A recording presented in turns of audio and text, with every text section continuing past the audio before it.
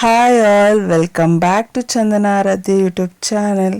ಇವತ್ತು ರಾಗಿ ದೋಸೆ ಅಥವಾ ರಾಗಿ ರೊಟ್ಟಿಗೆ ಬೆಸ್ಟ್ ಕಾಂಬಿನೇಷನ್ ಆಗೋ ಚಟ್ನಿನ ರೆಡಿ ಮಾಡೋಣ.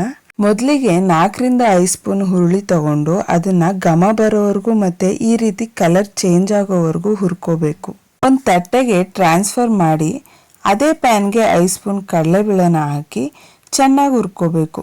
ಅದನ್ನು ಕೂಡ ತಟ್ಟೆಗೆ ಟ್ರಾನ್ಸ್ಫರ್ ಮಾಡಿ 1/4 ಕಪ್ ಆಗೋಷ್ಟು ಕಡಲೆ ಬೀಜನ ತಗೊಂಡು ಸಿಪ್ಪೆ ಬಿಡೋವರೆಗೂ ಹುರ್ಕೊಂಡು, ನೆಕ್ಸ್ಟ್ ಖಾರಕ್ಕೆ ತಕ್ಕಂತೆ ಒಣಮೆಣಸಿ ಹಣ್ಣು ಮತ್ತು 1 ಸ್ಪೂನ್ ಎಳ್ಳನ್ನು ಕೂಡ ಹುರ್ಕೊಂಡು ತಣ್ಣಗಾಕೋಕೆ ಇಟ್ಬಿಡಿ.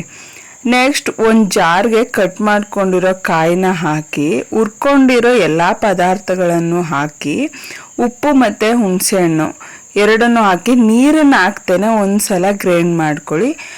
ಆದಮೇಲೆ ನೆಕ್ಸ್ಟ್ ಇನ್ನೊಂದು ಸಲ ನೀರನ್ನು ಹಾಕಿ ನೀಟಾಗಿ ಪೇಸ್ಟ್ ಮಾಡಿಕೊಂಡ್ರೆ ರಾಗಿ ದೋಸೆಗೆ ಕಾಂಬಿನೇಷನ್ ಆಗಿ ಬೆಸ್ಟ್ ಚಟ್ನಿ ರೆಡಿ ಆಗುತ್ತೆ.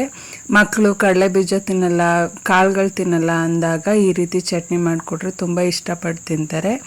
ಇಲ್ಲಿಗೆ ಈ ವಿಡಿಯೋನ ಎಂಡ್ ಮಾಡ್ತಾ ಇದ್ದೀನಿ. ನನಗೆ ಸಪೋರ್ಟ್ ಮಾಡೋರಿಗೆ ಪ್ರತಿಯೊಬ್ಬರಿಗೂ ಧನ್ಯವಾದ ತಿಳಿಸ್ತಾ, do subscribe for more videos.